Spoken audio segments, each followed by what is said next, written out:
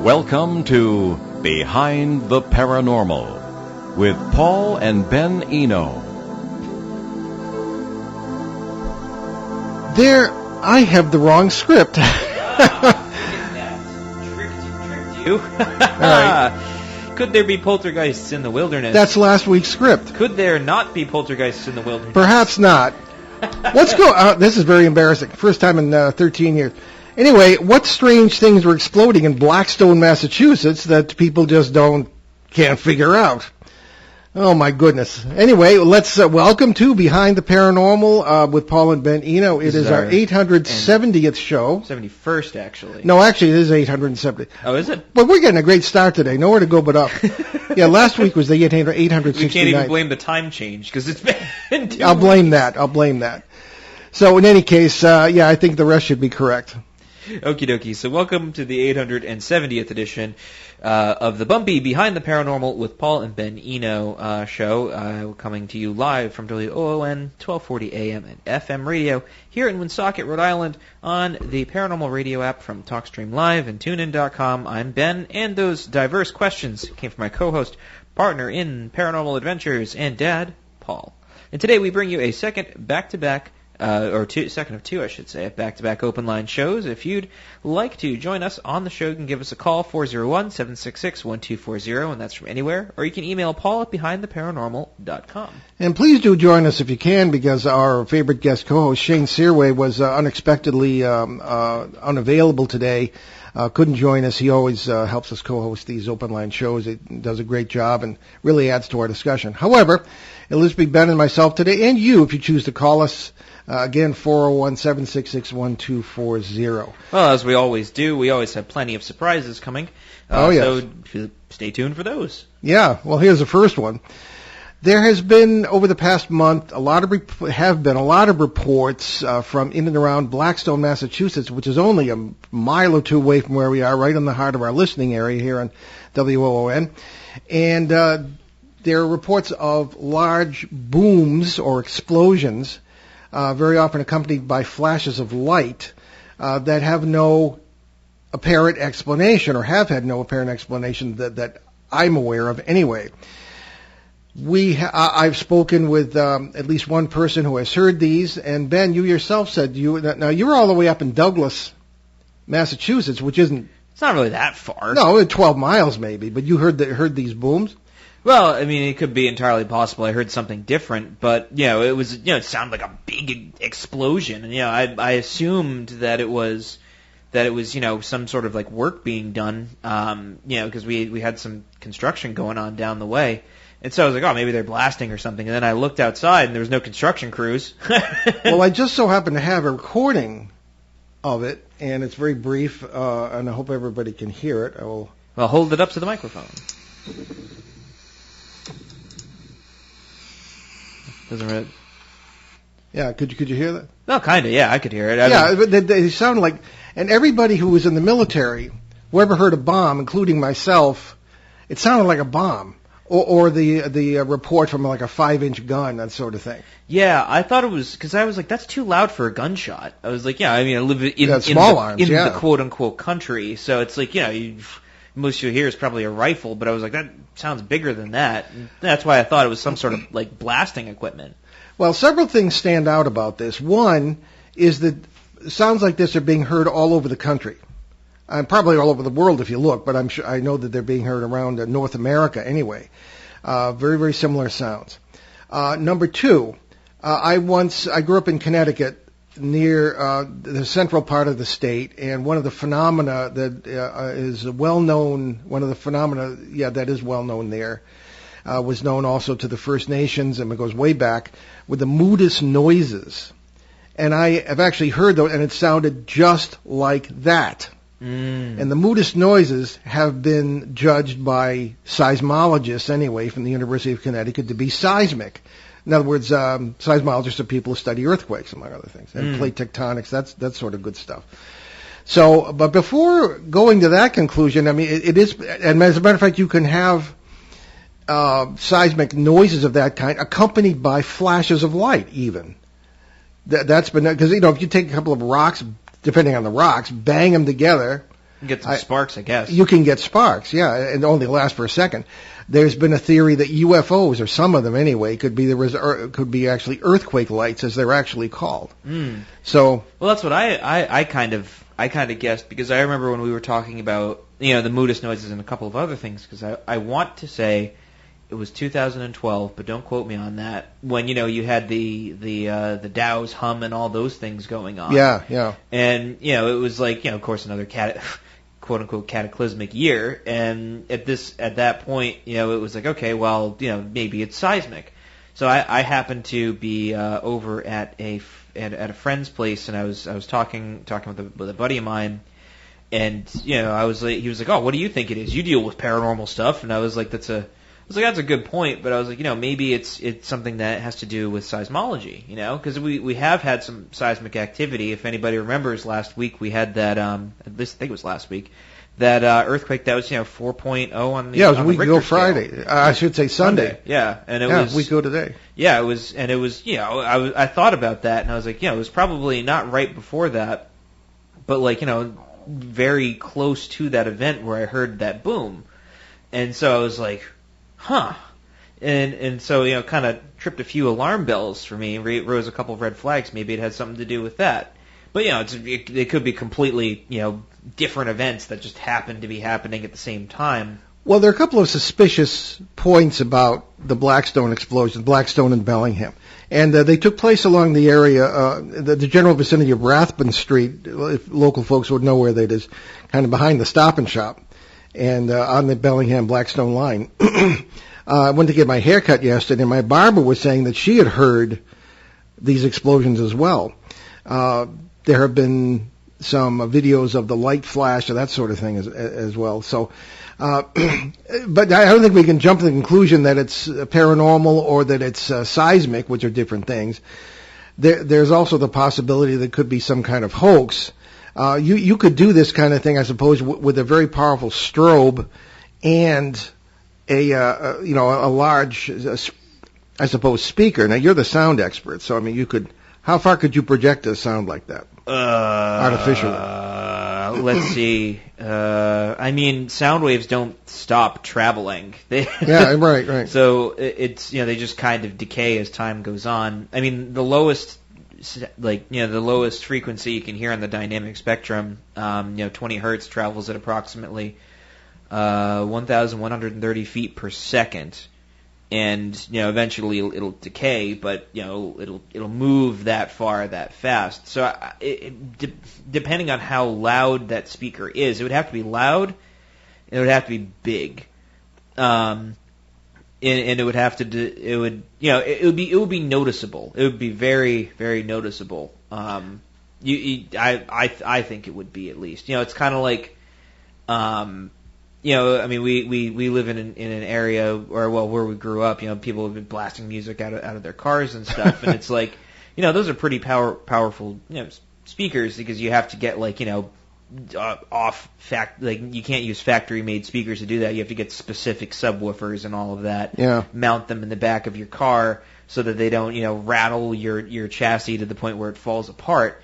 It's, and that's, it's relatively loud, but, it wouldn't create a huge boom. And at that point, it's like you'd have to invest a lot of money in a hoax. This is like, a couple $1,000 to mess with people. Well, what are the, in the, excuse me, M. Night Shyamalan movie, Signs, they said, well, the hoax is created by, quote, nerds who can't get girlfriends, unquote. Yeah. So, I mean, know. it's possible. But the sort of the question I would probably, I would probably venture to say that it's possible, but it's a lot of work to do that. Well, the only question that arises on this, several questions arise about the seismic theory, is that these explosions occurred generally between 10 and midnight, 10 p.m. and midnight. Oh, that's probably not time. the sound I heard then. Oh, no, exactly. That's the thing. Try something different. Yeah. So, I mean, these things don't take place on a schedule if they're seismic. And they seem to have stopped since the state fire marshal, Massachusetts state fire marshal, kind of got into the act.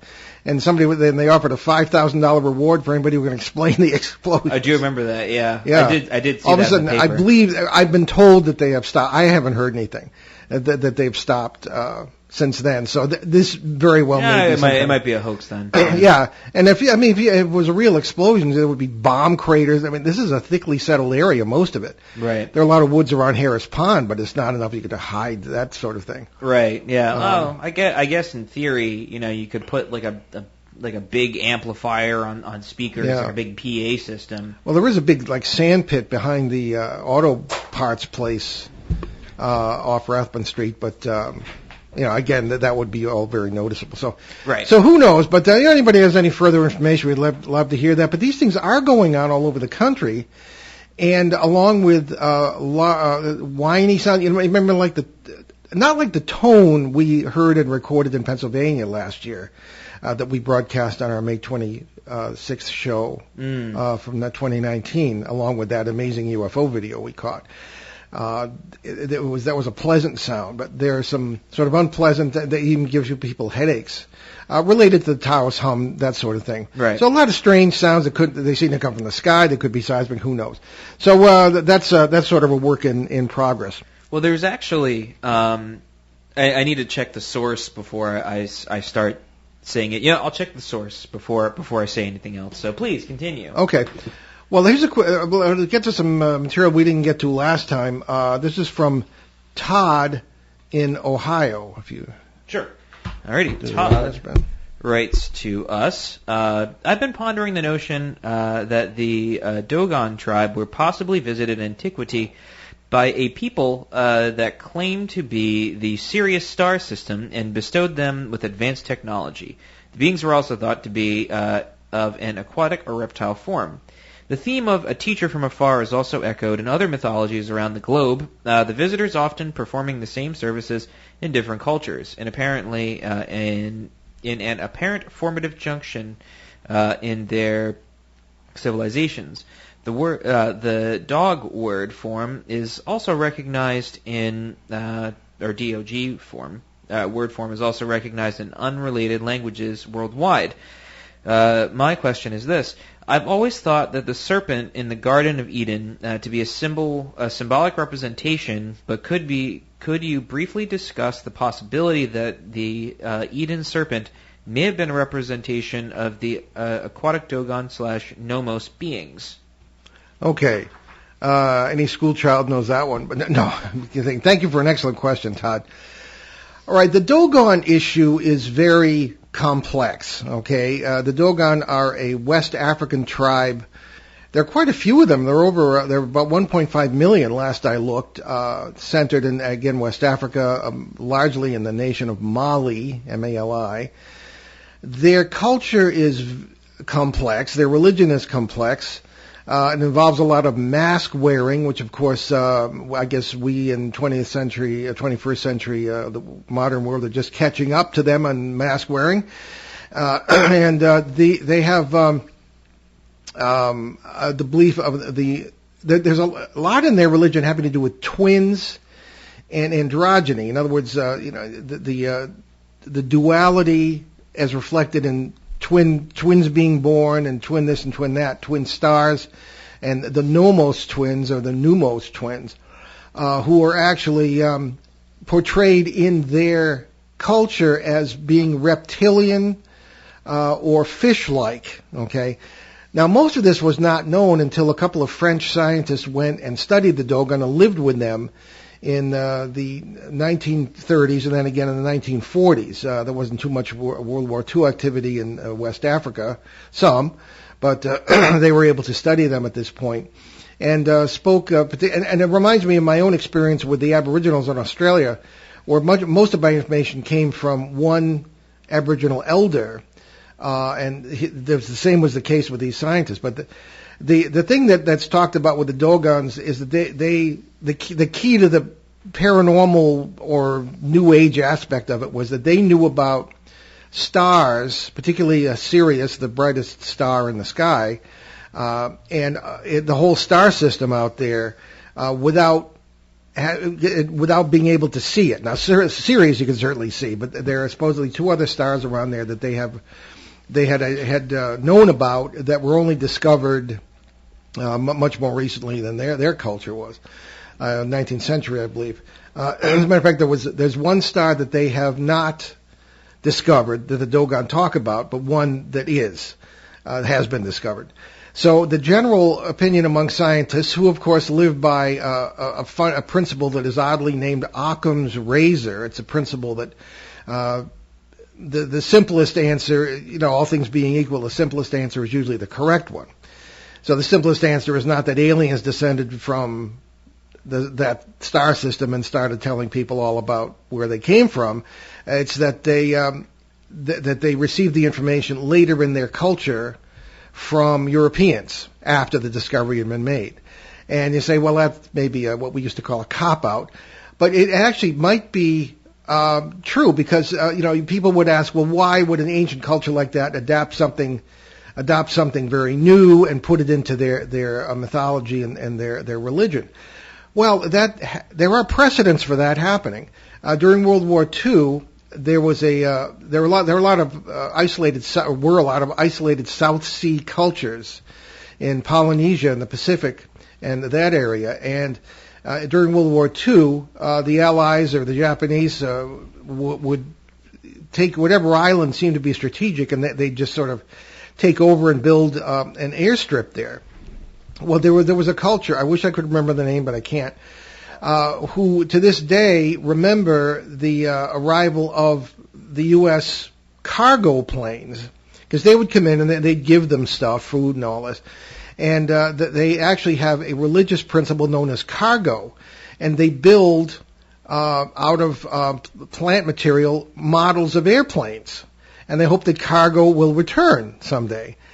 Now, this all happened within living memory of World War II. So, indigenous cultures do sometimes adapt these ideas to their religions and adopt new ideas. So, this is possible that the Dogon got their astronomical ideas from more modern human sources. Okay.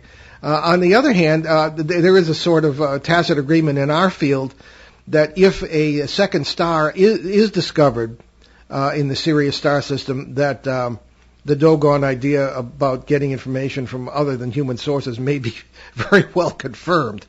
So that's probably, and again, it's extremely complex. It's very rather deep philosophy in there again about twins and androgyny and this sort of thing. And they have 8 major religious figures, which are actually 8 pairs of figures. And again, getting into this twins and androgyny thing. And a lot of people say, well, these must have been reptilian aliens that gave them this because of their tradition of the fish-like or reptilian nomos twins and this sort of thing. So it's very complex, but it's all going to depend, I think, on the discovery of a second star. And we just don't know where they got the information. Any explanation is kind of plausible at this point. Did I answer? Or Ben, you might want to have something to contribute here too. Did I answer Todd's question? I don't know. I think a lot of the different portions of antiquity. I always try to warn myself and not kind of step into a sort of a deep hole of putting modern understandings on ancient understandings. Yeah. Because that's a very slippery slope, because the interpretations of experiences are very different. Humans in and of themselves, kind of the characteristics don't change, but our interpretations do. Right.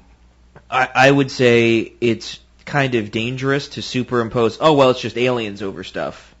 Because that kind of defeats, the whole sort of human experience and kind of, deflates everything that's ever been achieved by just attributing it to something that's non-human. Or I also think it's dangerous because then it's it could be just a complete misinterpretation, right? And it's it takes a degree of I guess, for lack of better words, discernment to wonder, okay, well, is it really kind of like profitable to think this, or does it require more consideration? Yeah. Does that make sense? Yeah. Oh, and I'm also thinking of another point Todd made about the Dogon being given advanced technology by these aliens. That it's not so much advanced technology as the belief is advanced knowledge, pharmacological knowledge, things of this kind. And this is, you're right, Todd. This is a common theme in ancient cultures around the world. I mean, when I was hanging out with the Aboriginal guy there in Australia, there was the same kind of idea that advanced understandings, even philosophical understandings, advanced knowledge of medicine, proper diet, and this thing all came from the sky. That's present in the book of Genesis, as a matter of fact, in the Judeo-Christian Bible. When you look at it, a lot of the proscribed the pork and other things that you're not supposed to eat in the law, the Jewish law, there are a lot of good health reasons for that. So that theme is really pretty much universal. So I've always found that fascinating. So anyway, let's move on to the next question there, Ben. Who's that from? So we have from Peter in Bogota. Of course, we did not get to his questions last week. We did not. So we can hop into them now. So Peter writes to us, have you ever looked into the mystery of crop circles? Well, we kind of made a little joke about that with science. If so, what are your thoughts about the examples that are allegedly not man-made? Okay, that's a difficult question. I remember one of the most frustrating aspects of my work in this field was in 1989 when I happened to be in England looking for the Beast of Exmoor, which was one of those big cat phenomena that is pretty much common there, or was becoming common. And I was driving by a field on the way. I believe I was in Wiltshire, and I was driving by a field on the way to Devon, and in the southwestern part of the country. And there was a very rural area, and there were all these cars lined up, parked next to this field with tall grass. Had I stopped, I would have been witness to one of the most amazing crop circles of that year in England. I was oblivious to it. I drove right by like a dope. I had no way of knowing. So I have not seen a crop circle except once in Ontario, Canada. In Ontario and all the way west to at least western Manitoba, there's a lot of farming and that kind of farming, and crop circles are pretty well known there. And I did see one in a field in Ontario in 1977. 1974, actually. And it was difficult to say how it took place. What we found was that and I was still kind of new to this field at the time. I only started in 1970. The stalks of corn in this case were bent over, but were not really damaged. In other words, they weren't killed. The corn could be harvested. And I'm not sure how. I'm no farmer, but I'm not sure how you could quite do that. In any kind of normal way. And we couldn't find any that were permanently damaged. There was some theory later on, with 10, 15 years later, when the DNA started to become a common research tool, that the DNA in the corn had changed, or grain, or whatever it was. But I don't know that for a fact. I was never involved in any work in that. So it is... and it has been shown that crop circles can be artificially created. As a matter of fact, there are several organizations around, and there's one in the UK, of people who consider themselves artists who use boards and ropes to literally go out and make these things. Cameras have been put on fields at night, and crop circles have appeared the next day, and there has been, if you can trust the videos, and that's a big if today, either lights were seen over the field and the crop circle was created, or you could see people doing it. So I just don't know. Yeah, it's a I don't know. I've never had a chance to really hop into crop circles. I just kind of know them as sort of a, the phenomena of it. I know it's relatively easily faked, and the stuff that's real is pretty real. I believe was it Linda Moulton Howe who did a bunch of research on it? Linda Moulton Howe, because we had her on talking about it. The shows we've done on crop circles have pretty much been with Linda Moulton Howe. That's a real interest with her. Linda Moulton Howe being a science journalist who's a good friend of ours. You know who else I would love to get on the show about this is Colin Andrews. He was Mr. Crop Circles back in the day in England, and now he lives in Connecticut, not all that far from us. Oh, really? Yeah, and we don't really we know him in passing, but we have not been able to get him on the show because he kind of backed off from all this. And he didn't want much to do with it. So what happened was that all of a sudden, when they did that film tribute to me a couple of weeks ago in New Hampshire at the UFO conference, I was floored and moved by it. There's Colin Andrews in there wishing me good luck and congratulations for 50 years of paranormal work. So maybe that's an in with him, and we can get him on the show, and we'll be able to have a really good show on that. So at this point, we're going to take our bottom of the hour break. You're listening to Behind the Paranormal with Paul and Ben Eno on WOON 1240 AM, 99.5 FM in New England's beautiful Blackstone River Valley. Explosions or not, and we'll be right back.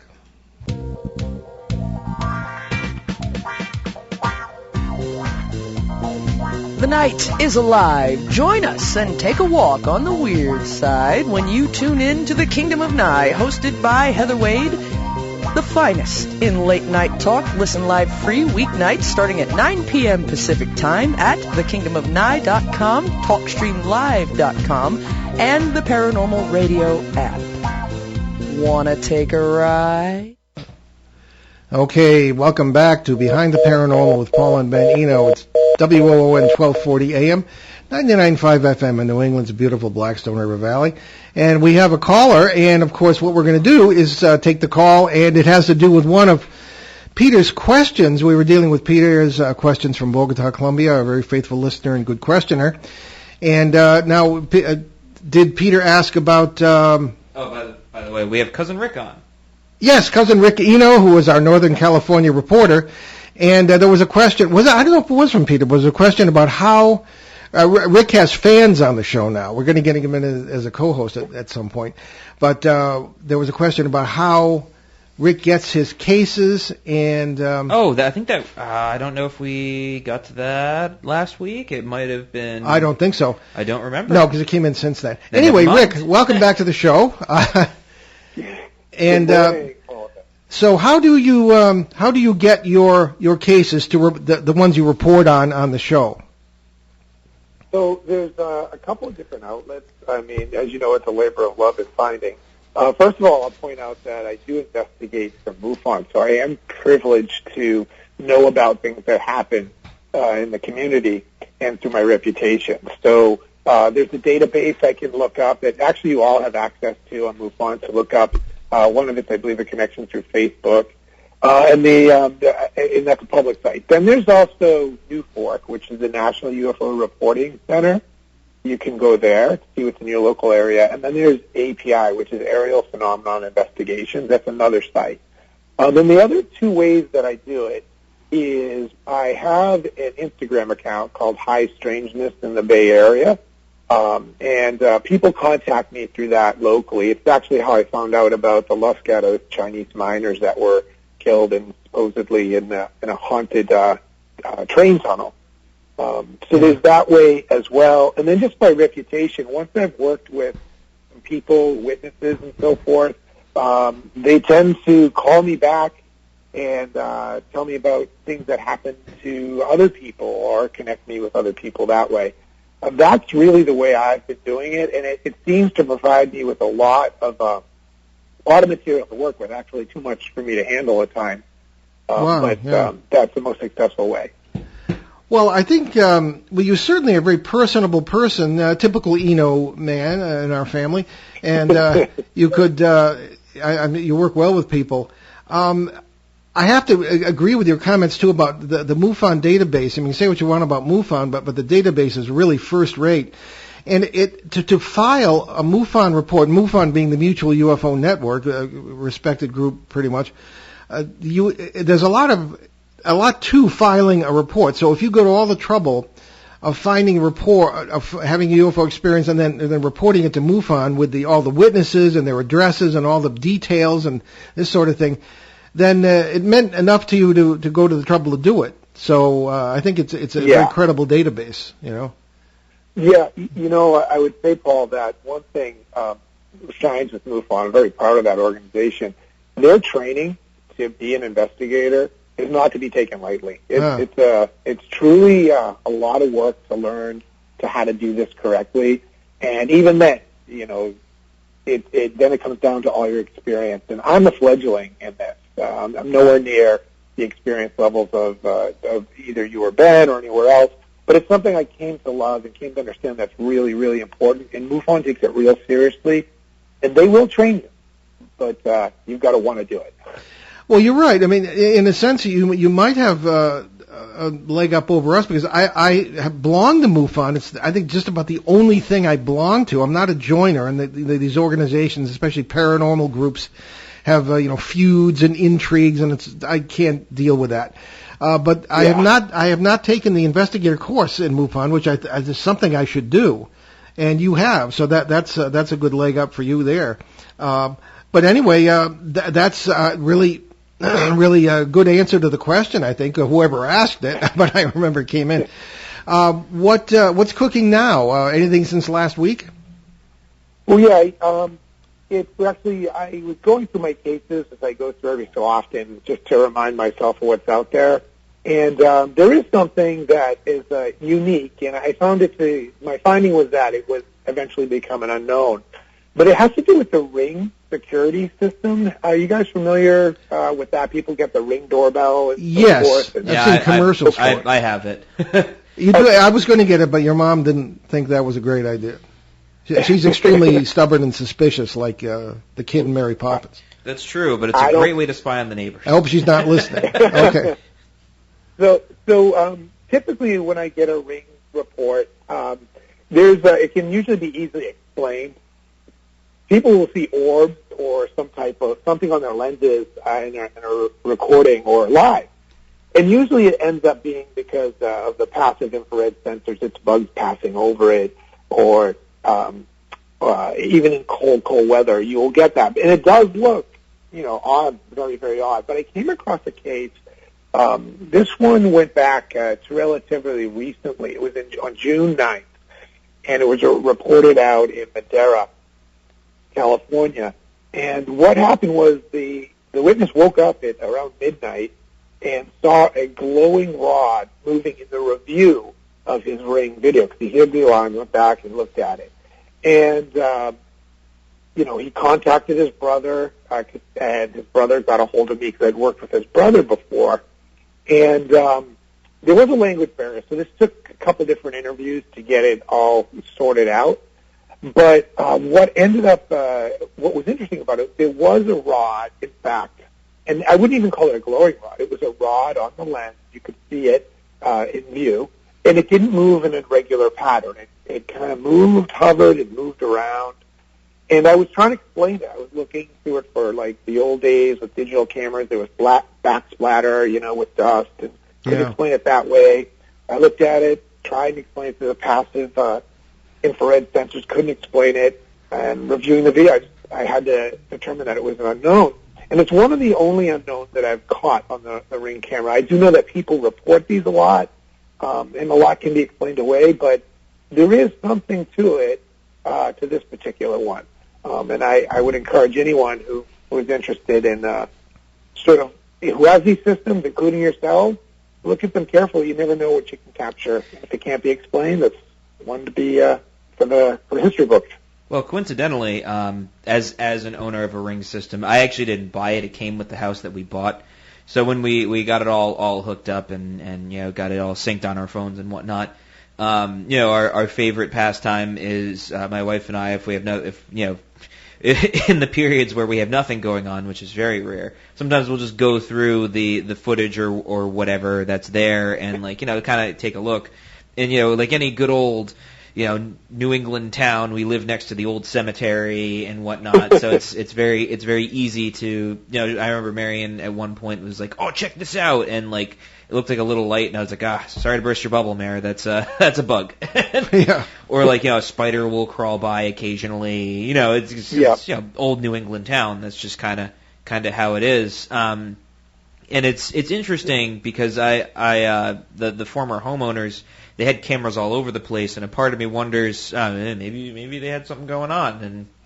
And when we were walking through the house, they had cameras every single room, and it made it's kind of weird. But I haven't really experienced anything. Everything's been pretty normal. If anything, it's actually a very positive place. Well, that's because you're very positive people. We try our best. Yeah. One thing I would add is I know that you mentioned Linda Moulton Howe earlier. Linda Moulton Howe did a piece on this. I think it's on her website on these camera sightings. I have not read it, but I know it exists. So if people want to go take a look and see what she's come up with, I think it's earthfiles.com. It's a really great site. That's her site. She puts all her info on there. There's a yearly subscription if you want full access, but it's worth it. Yeah. It's a good site. Okay. Excellent site. Okay, Rick, it's great to talk to you. We'll be talking to you very soon on the air here, and it's always interesting. Yeah. It's great talking to you guys. Have a great week. Hey, you as well. All right. Bye-bye. So what do you have next, Ben? Well, we do have another question from Peter, but it was specifically for Shane. Okay. Which we could always set aside. We'll save that for when Shane's with us. When we want to do it justice, especially since it's a special question for Absolutely, Shane. Yes. So we'll hop over to Doug from Texas. I know you guys don't believe in reincarnation in the traditional way, but do you think it's possible for a loved one to be quote-unquote reincarnated, for lack of better words, back into our current world? The reason I ask is because I think my current dog is the reincarnation of my previous dog. I know it sounds stupid. Maybe this is a question that should be directed towards Karen Anderson. I just wanted to hear your opinion first. Thank you. Okay, a couple of things to explain. Karen Anderson is an old friend of ours who is an animal communicator. She's been on the show, not lately, but many times in the past. And she believes very strongly in the psychic power of animals, which I think is pretty obvious. It's part of the survival pattern instinct. And that's who Karen Anderson is. So, but as far as our belief in reincarnation, we really don't believe in any kind of traditional sense simply because reincarnation, by definition, in the New Age sense or in any other sense in previous cultures, has been that you die and you are reborn later on. Well, according to the special theory of relativity, Einstein, there is no later on in the sense that there is no past and no future. Everything is simultaneous. And that kind of changes everything and kind of obviates the possibility of reincarnation in that classical sense. Because if there is no past, how can you have past lives? However, we do believe in, and believe that we see in action all the time, the idea of parallel realities as postulated in quantum physics. The multiple worlds interpretation, and that's how we think the whole paranormal world works. You see what you think is a ghost, and it's actually you're looking across the plasma charged membrane of a parallel world, and you're seeing somebody else just doing their everyday thing, and they look creepy, so it's got to be a ghost. What else could it be? Well, the same thing with reincarnation. There are many versions, if this is true, of ourselves. That includes dogs, okay? And all things, never mind, and this gets into a little bit of Platonism here, I guess, or the ideals, but there seems to be parallel worlds of all sorts of very similar laws of physics, maybe some very different, where there are versions of yourselves, versions of your pets, or versions of your loved ones, you name it, it's all there. So couple the idea of complete simultaneity, no past, no future, just everything simultaneous. We just experience it past or future, with the idea that all outcomes are out there, all beings are out there. Anything that is possible actually does exist somewhere or somewhen in this multiverse or metaverse or omniverse, it's sometimes called. And then you have an idea that can explain your feelings about the dog. And this is not stupid at all. I mean, in the military, we learn the only dumb question is the one that isn't asked. You know, it's, never hesitate to ask a question if you think, you know, no matter how irrational you think it sounds, there's always a good reason for your asking the question. So, I don't know, Ben, you have any other thoughts on that? I think as far as reincarnation, I don't think so, but an identity point, a term we actually had to invent to talk about these ideas, where you feel a certain unity or oneness with another person, maybe someone you never even met before, and all of a sudden you just click, even with an animal of a similar kind. I mean, you would feel the same thing about a previous something you loved about the previous pet, and then it's manifest in the new one. I mean, that's just the way nature seems to work. Well, I guess so. You know, one of the things that always kind of jumps out, you know, from past life regressors is sort of past problems being dragged to the present, or, you know, past relationships being dragged to the present. I would argue, you know, it's just kind of a hypothesis. I have nothing to support it other than experience, that, you know, all of us kind of attract certain groups of people, and certain people are kind of attracted to each other, right? So, like, you know, you'll see in sort of the classical interpretations of reincarnation and past lives and whatnot, like, oh, this person is so and so from your past life. It's like, well, it's not a past life; it's a concurrent life, right? So, if you have a profound effect on somebody, then that sort of person is kind of brought into your gravitation, I suppose, right? Or into a gravitation with each other. You know, not to make it like a self-centered thing. It's just kind of like, you know, it's just sort of a community that's formed throughout worlds. And, you know, it's like, maybe it's probably the same with animals, right? It's like, I think some of it you could probably say it's, it's us anthropomorphizing animals and putting, you know, you could make the argument, okay, well, I'm putting these characteristics with this animal I have. For example, you know, one of my cats greatly reminds me of one of our old cats, Rusty. You know, Clementine does have that same sort of personality of, like, you know, you can look at me but don't touch me kind of thing, kind of likes to be around people but doesn't want to be touched. Yeah, that kind of thing. But I could also explain that away by saying, okay, well, I'm putting these characteristics of a former animal on that animal. But the argument remains, it's entirely possible that, you know, it could just be these sort of things are attracted to one another. Right? Yeah, it's kind of like a magnetism throughout the multiverse, that you're, you know, kind of bringing in these things, and how one chooses to live their life. You know, you can attract similar good things or similar bad things. You know, it's kind of like, you know, ringing the dinner bell in the opposite sense. If you're following where I'm going with this. Yeah. So, you know, I am. I don't know about the audience. Right. Yeah. Well, if you're not following, please feel free to send us a message. So the argument is that you can take these classical interpretations of past lives, saying, oh, well, I am Emily Dickinson from a past life, and Emily Dickinson had a problem with, you know, her left hand cramping all the time, and my left hand cramps all the time. You know, I would argue that, okay, well, maybe it's not your past life, it's your life. And you are having that left hand cramp then, now, and it's just happening. You know, time in and of itself is irrelevant, because, you know, time doesn't go back and, you know, we just take time out of the equation.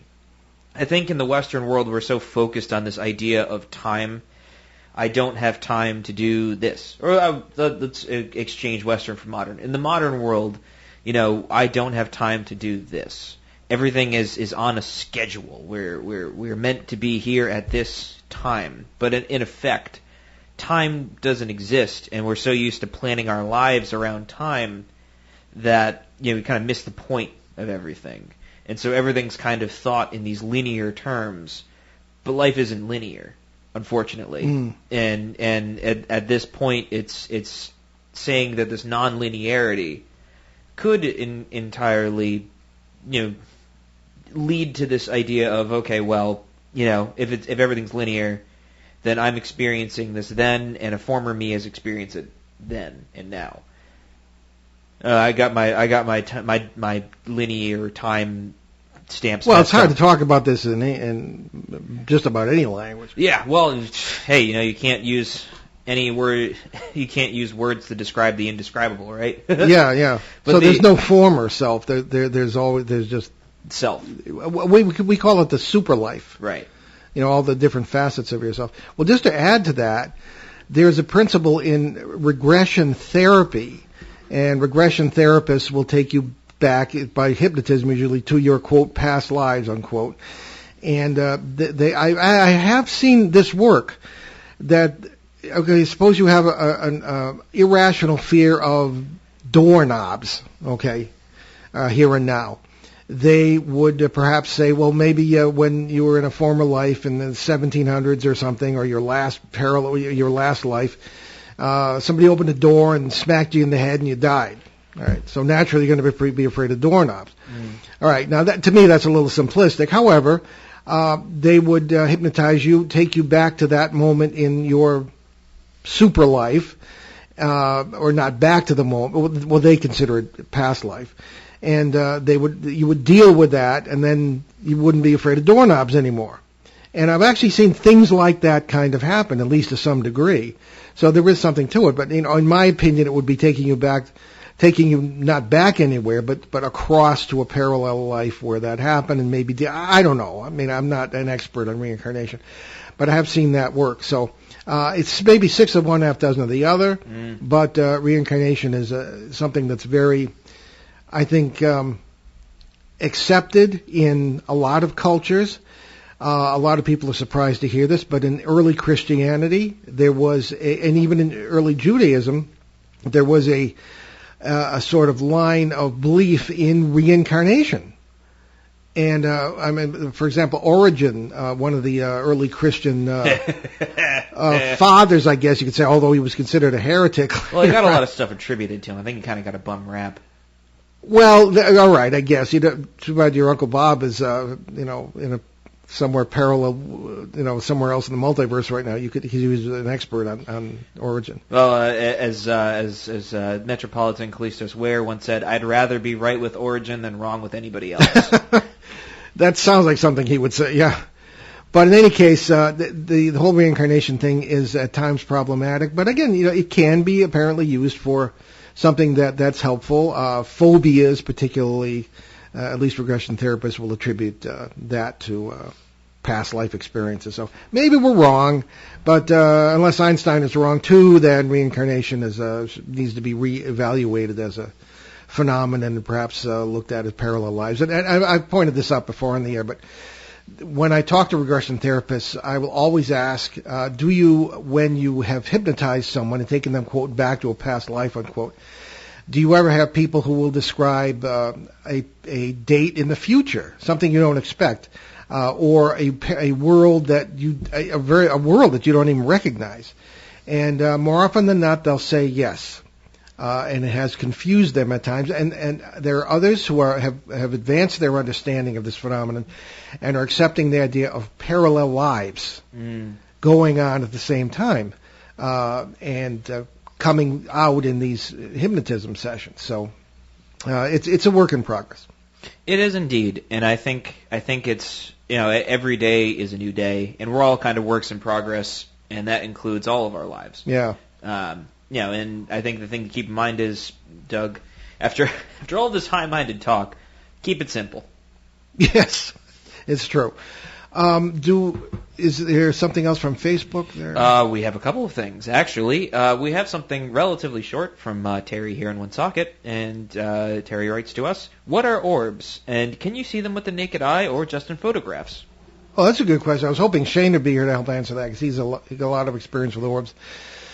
What are orbs? Okay, well, orbs are balls of light, if anybody doesn't know, and they have come into their own in paranormal research in the last 20 to 30 years, and they are interpreted in many different ways. Now, as one who has some experience in photography, and both as a journalist and as working in intelligence photography in the military in days of yore, I can tell you that a lot of these orbs are specks of dust on the lens, or are insects that are captured in a light, that sort of thing. If you're using a light or a flash when you're taking the photograph, whether it be video or still, you're going to pick things up that are in the air. And particularly now with the advent of digital media over the past 20 years, digital media will interpret what the lens picks up, so it will and display it in that way. Back in the 70s, when I was first doing photography in the paranormal research realm, we didn't see orbs like that. You would see sort of flashes of light, almost like stars, and I suppose it might be the same thing.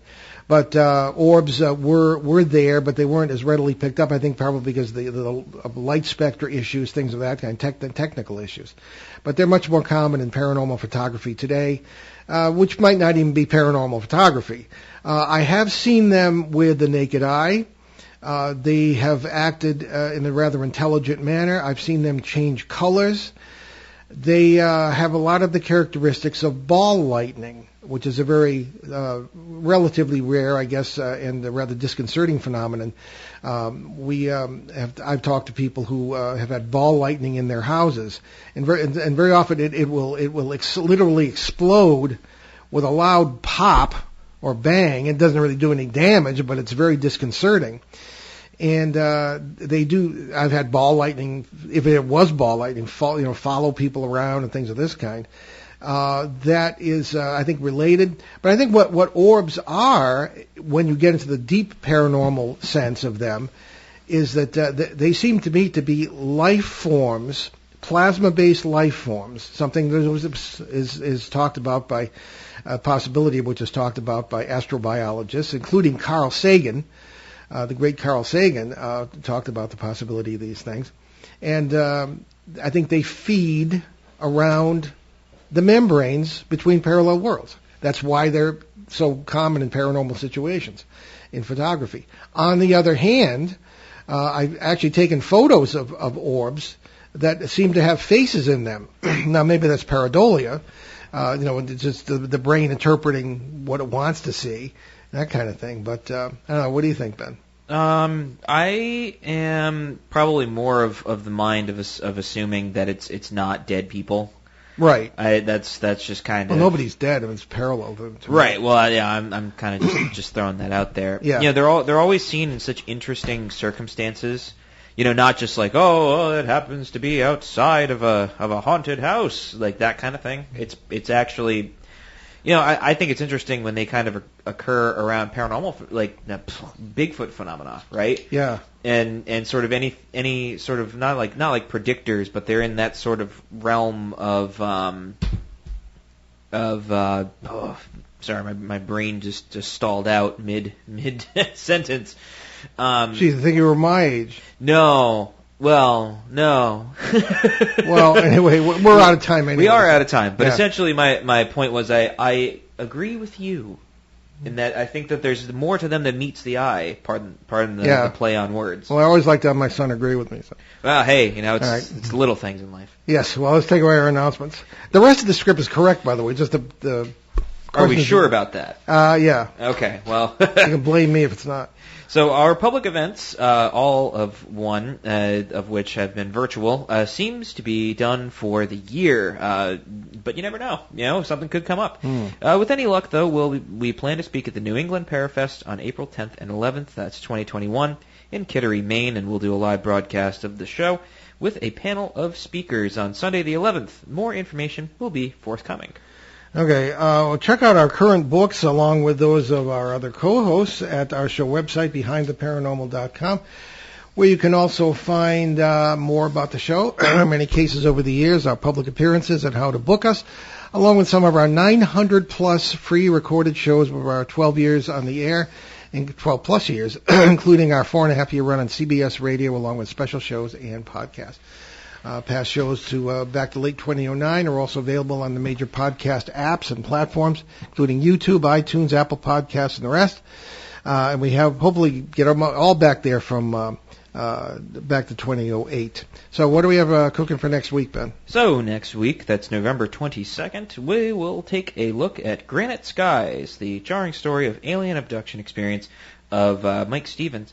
in New Hampshire. Joining Mike will be Nomar Slevik, author of a new book on the subject, which I believe they worked on the book together. They did, yeah. Well, they'll both be on the show next week, and it's funny. Mike is a dear friend going back many years, but we've never heard, it has been on the show a lot, especially in panel discussions at the conferences. But we've never heard the story of what actually happened to him. He's never been quite comfortable with it. No, it took him a long time to come around and to talk about it. Yeah, all the more power to him. Absolutely, he's a great fellow, and we're looking forward to having him on. Very genuine person. Yeah, very generous person as well. Look forward to having him on next week. Indeed. Okay, so we have a little bit of time here, actually. We do? We do. Are you? Well, I mean, I got a long quote here. You do have jump into the quote. I'm sorry. All right. Anyway, we leave you today with a soaring thought from everyone's favorite 13th century theologian and poet, Rumi. Love this guy. Quote, "What God said to the rose and caused it to laugh in full-blown beauty, he said to my heart and made it 100 times more beautiful." Unquote. Return to this radio frequency 167 hours from now for another edition of Behind the Paranormal with Paul and Ben Eno.